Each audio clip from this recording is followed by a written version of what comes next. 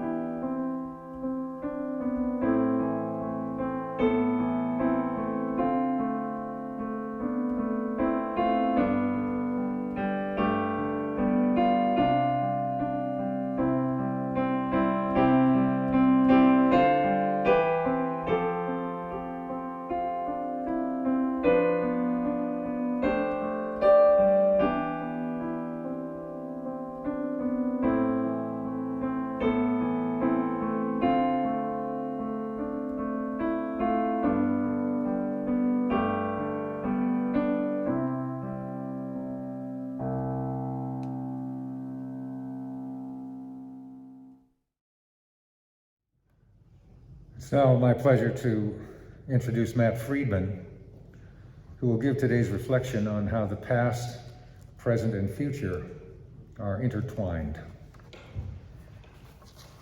Good morning. Can you all hear me?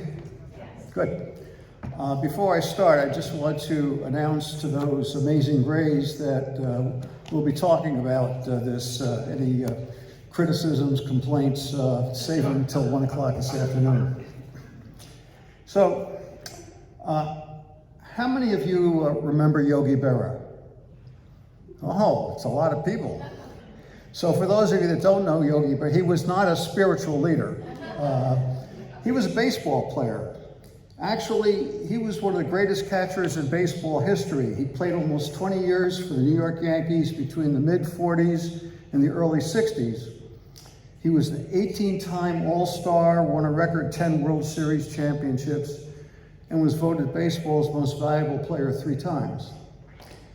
Besides his athletic prowess, Yogi Berra is remembered for very quotable aphorisms, such as, "When you come to a fork in the road, take it," or "You can observe a lot by just watching," or one of my favorites, always go to other people's funerals, otherwise they won't come to yours. But the quote I want to focus on today is, "The future ain't what it used to be." But I'm going to paraphrase Yogi's quote and say the past ain't necessarily what it used to be. So what Yogi and I are both talking about is that the boundaries between present, past, and future aren't necessarily fixed permanently and aren't necessarily blocked off from each other. What this means is that sometimes those barriers are fluid and may be breached. Sometimes we may discover an altered past, a past that isn't necessarily written in stone, a past that differs from our remembered past in important ways. Indeed, when we make such a discovery, it may significantly change how we understand critical past events. It may also change how we consider our present selves, and such alterations in our memory of the past or our current beliefs about ourselves might affect future decisions. Memory is a vehicle through which we contemplate, experience, or reenact our personal past. And although memory is fallible, it usually is a pretty good historian through which we can visit past events. But we can only remember what we have personally experienced ourselves or personally learned through others about those past experiences. New information about the physical or psychological circumstances of past events may lead us to new understandings and interpretations of such events. Why this matters is that a change in how we judge our own actions or failures to act during watershed moments in our lives may not only change our present sense of ourselves, but also our present feelings and beliefs about important relationships, significant events, moral choices, and spiritual beliefs. Such a shift in our understanding of our past may even affect future actions, choices, and beliefs. The past is surprisingly accessible. Perhaps the most famous and recognizable example from literature comes from the great French novelist Marcel Proust. Early in his masterpiece, À la recherche du temps perdu, In Search of Lost Time, the narrator, a young man named Marcel, tastes a small spongy pastry, a madeleine, that he has dipped into his tea. Suddenly he's flooded by vivid sensory memories that propel him back in time to a childhood memory when he also tasted a tea-soaked madeleine during a long ago afternoon tea time. Proust writes, "No sooner had the warm liquid mixed with the crumbs touched my palate than a shudder ran through me and I stopped, intent upon the extraordinary thing that was happening to me." This has been called the Proust phenomenon, when exposure to some external stimulus, such as the taste of a madeleine dipped in tea, may cause a person to suddenly and unintentionally recall a memory from the past. This may be such a vivid and powerful memory that multiple sensory modalities may be recruited. For example, you may not only visualize some moment in the past, but you may actually re-experience the accompanying sounds, smells, or tastes that went along with the event. There may also be an especially powerful emotional response that accompanies the recall of the memory, such as love, guilt, anger, or shame. And you may even have a sudden memory of what you were thinking at the time the event took place. In other words, when the brain stores memories of significant past events, it not only records what we did, where we were, and who else was in the room, but how we felt, what we thought, how things tasted, and what we hoped at that time. I'm not talking about a typical recollection that we have voluntarily retrieved from our memory banks where there's a clear distinction between present and past. I'm talking about an actual re-experiencing of the intense sensations, emotions, thoughts, and hopes we felt at the time such events took place. In fact, on rare occasions under the right circumstances, a specific sensory reminder can instantly cause the present to dissolve. And when it dissolves, we may be flooded by sensory and emotional memories, such as the smell of lilacs next to our childhood home, or the taste of grandma's chicken soup when we were too sick to go to school.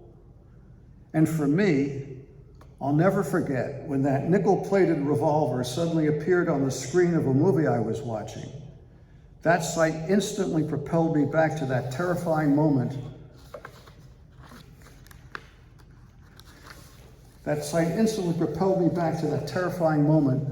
When the mugger jammed the muzzle of his gun hard against my sweating forehead, and I was sure I was going to die.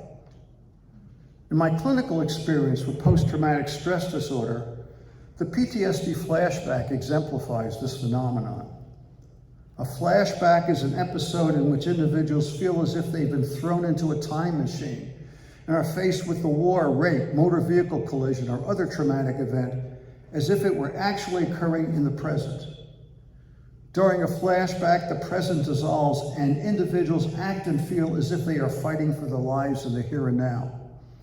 For affected individuals who have survived life-threatening experiences or sexual violence, specific sensory stimuli can plunge them back into the catastrophic situation itself.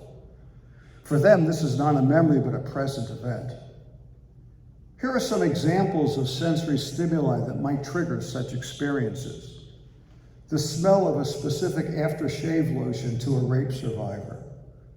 Nightly news videos of death and destruction of the Ukraine to a combat veteran.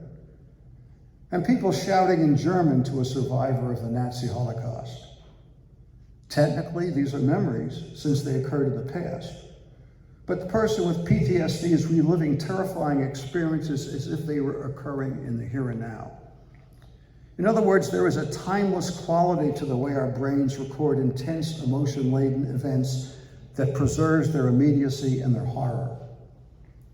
Now, what's really remarkable is that sometimes the personal memory of the event can be altered. And sometimes when that happens, terrifying flashbacks can not only be eliminated, but other PTSD symptoms can improve significantly, if not eliminated entirely. And the reason this can work is because the original memory contained faulty information in the first place. Some of our most effective psychotherapies for PTSD are built around this fact.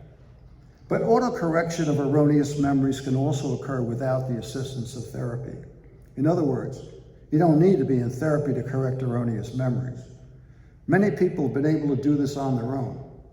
And I'll talk about memories maybe revised in a few minutes. This is why it works.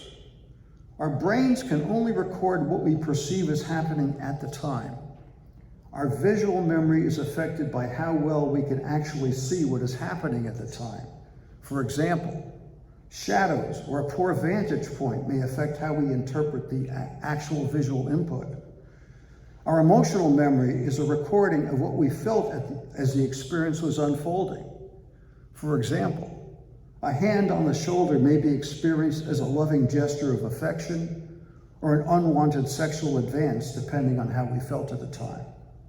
So if new information conflicts with our personal recollections, and if we believe the new information, then we may be able to change the memory itself. Let me give you an example from my clinical work. Jill, a 32-year-old Afghanistan War Army veteran, had been experiencing PTSD symptoms for more than 5 years. She was in the first truck and was the commanding officer of a truck convoy driving through the territory in Afghanistan that was controlled by the Taliban when her truck broke down. Following Army protocol to keep the rest of the convoy moving so that they wouldn't be sitting ducks for an enemy attack, she waved the second truck forward while she and her fellow service members worked feverishly to repair her disabled vehicle. Shortly after the second truck moved forward and took the lead, it hit an improvised explosive device and blew up, killing the entire crew. During the next 5 years, Jill continued to have frequent flashbacks in which she re-experienced the sights, sounds, and smells of the explosion when the truck blew up and the sight of her fellow service members being killed. These flashbacks were often triggered by smells such as diesel fuel, sounds such as exploding firecrackers and gunshots, and sights such as TV news videos of desert scenes or army trucks. They triggered memories of the moment when the second truck exploded. Understandably, she consistently tried to avoid all sensory stimuli, thoughts, or images that might re-trigger such intolerable flashbacks, which were always accompanied by overwhelming guilt and anger at herself for having waved on the second truck. As she tearfully told her therapist, "If I hadn't waved them through and told them to carry on, this wouldn't have happened. It's all my fault they died." Over the years, Jill became increasingly depressed and began using alcohol on a daily basis to help assuage her PTSD symptoms. She had difficulties in her employment, missing many days of work, and she reported feeling disconnected and emotionally numb around her husband and children. In addition, she also suffered from a range of other PTSD symptoms. By carefully and thoroughly reviewing the traumatic memory with the help of a therapist, she slowly began to reconsider her recollection of that event. She came to realize that based on what she knew at the time, she took precisely the best course of action. She hadn't seen the hidden explosive device or any other danger when she waved the second truck ahead. Furthermore, she might have actually saved lives by keeping the rest of the convoy moving while her truck was being repaired in order to prevent a dangerous situation in which the entire convoy would have been sitting ducks, vulnerable to attack. After this therapeutic breakthrough, Jill felt much better about her actions at the time. Although the historical facts hadn't changed, Jill's memory of the event had been altered significantly. Instead of the guilt and anger at herself through which she remembered the event, guilt and anger that had fueled her PTSD symptoms for 5 terrible years, she could now look back on the facts without self-reproach, but with appropriate grief and self-forgiveness. And with that crucial change in her memory of that traumatic event, Jill was able to slowly recover from her PTSD. Jill's story is not an unusual scenario when doing therapy with trauma survivors with PTSD, rape victims, combat vets, 9/11 survivors, etc. They frequently blame themselves for what happened to them for the death or injury of a loved one or close friend. A good therapist will help them retrace their steps through the traumatic event. Often, but not always, they discover that they have never had a clear understanding of what actually occurred because they had forgotten an important detail, or that their emotional state at the time had caused them to misperceive what actually occurred. Most importantly, like Jill, they often take responsibility and blame themselves for failing to prevent the traumatic event, when in fact there's nothing they could have done that would have altered the terrible outcome that ensued. In short, they learn to accept that the actions or inactions for which they have been blaming themselves all these years have no basis in reality. And by altering or enlarging their understanding of what actually occurred, and by accepting that they have erroneously blamed themselves for many years, they've acquired a new personal past and a new memory. Although the historical past hasn't changed, their personal perceived past, their memory of that past event has now changed. And when they can revise that painful memory, they can liberate themselves from the erroneous recollections and painful interpretations that have tormented them for many years. During this process, they may also reconsider who they were at the time of the trauma and who they have become as a result. So what does this have to do with all of us? In my opinion, revisiting and revising painful memories that we may have regretted for most of our lives isn't just about vets or trauma survivors, but about all of us. As I get older, I'm frequently reminded of past events. Some of those memories are sudden and intense, often occurring without warning, and often triggered by sights, sounds, smells, tastes, feelings, or conversations that arise unexpectedly. Some of those memories are wonderful, and I'm delighted to revisit them with complete immediacy and intensity. But some of those memories are painful. They're about experiences, actions, or decisions that I regret, and about negative consequences for which I feel responsible. Like the rest of you, sometimes I must accept the fact that my memory is accurate, and that I must take responsibility for what happened due to action or inaction on my part. Whether it was a minor tactless remark that I wish I hadn't uttered, or a very harmful outcome that resulted because I did not act as I know I should have. Facing up to such recollections sometimes challenges me to wonder whether I really am the person I think I am. Now, I presented some pretty extreme examples to illustrate the fluidity of memory and how past events can sometimes be readily accessible for review and contemplation. You don't need a Proustian moment or a PTSD flashback to reconsider your own past. I believe that there are two actions by which we might find ourselves revisiting and revising our memories of critical past events that have affected us greatly throughout our lives. The first is by reviewing our past actions through the lenses of life experience and self-compassion. The second is by gaining a clearer understanding of the event itself, which enables us to acquire a different understanding of our personal past. First, as we grow older and navigate the messiness of life and the mistakes we've made along the way, hopefully we enlarge our capacity to be more empathic, less judgmental, more realistic, less moralistic, and more able to acknowledge and embrace our limitations as human beings. Hopefully we acquire an ability to soften the harsh conclusions and self-condemnation that have amplified our intense regrets for many years.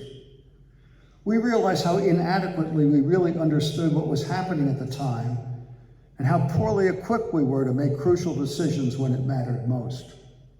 In short, we cut ourselves some slack. Call it self-forgiveness, call it letting go, call it a better understanding of what it was really possible at that crucial moment when we had to act, or call it what you will. Reviewing our past life through the lenses of hard-won experience and self-compassion can lead us to discover a different past in which we did the best we could, even though our best wasn't good enough. But the difference between unfounded, endless self-blame and realistic self-acceptance can make a huge difference in how we remember our past and how we regard ourselves then, now, and moving into the future. The second reason one might revise a memory is when a careful reappraisal of the traumatic event puts it in a very different light. Remember, Jill blamed herself for what was actually the best decision she could have made under the circumstances. Jill's new memory liberated her from the baseless guilt and self-condemnation. In a previous reflection, I spoke about how my brother Dick's suicide in 1965 affected me for most of my life. After decades of self-blame and unremitting grief, I've only been able to come to terms with that loss in recent years. Through empathy for others also affected by Dick's death, reappraisal and self-compassion for myself, and integration of new information that I only discovered 5 years ago, I've been able to acquire a different memory of the circumstances surrounding my brother's death. And with my slightly but critically altered memory of the events associated with Dick's suicide, I've been able to mourn his loss in a healthy way that is unencumbered by anger, guilt, self-condemnation, and unrealistic expectations. Mike Farrell is a sociologist at the University of Buffalo who's devoted his career to research concerning narrative histories, especially autobiographical narratives. Having recorded hundreds, if not thousands, of personal histories, he once said, "We are always revising our own autobiographies." Let me say that again. We are always revising our own autobiographies. As we learn more about life and the world, we learn more about ourselves. And through such hard-won experience, which hopefully is hard-won wisdom, we gain a new understanding of our own past and how it has influenced our present reality and future aspirations. Now here's another question. How many of you have seen the movie The Princess Bride? Looks like, well, I expected more to see the movie than knew about Yogi Berra, but it looks about the same. Well, I've only seen it about 50 times, and I can't wait to see it again. Anyway, one of the main characters is Inigo Montoya. His father was killed by a six-fingered villain when Inigo was only 10. He spent the last 20 years of his life becoming an expert swordsman so that he can kill the six-fingered man and avenge his father's death. This single goal, this all-consuming wish for revenge, has become an obsession that has driven his behavior for 20 years. As you may recall, at the end of the movie, Inigo finally catches up with his nemesis and during a climactic duel repeatedly claims, "I am Inigo Montoya, you killed my father, prepare to die."